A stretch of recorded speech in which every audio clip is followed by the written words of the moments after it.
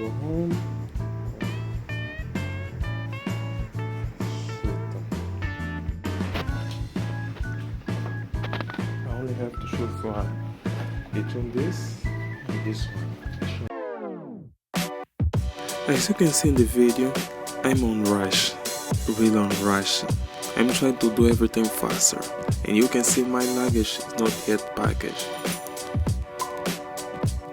You may wonder why I'm on rush. Well, the check-in is in 15 minutes. Even though my father told me like 2 weeks ago to package my luggage, I still procrastinate. And there I am. I still package my stuff and I'm later.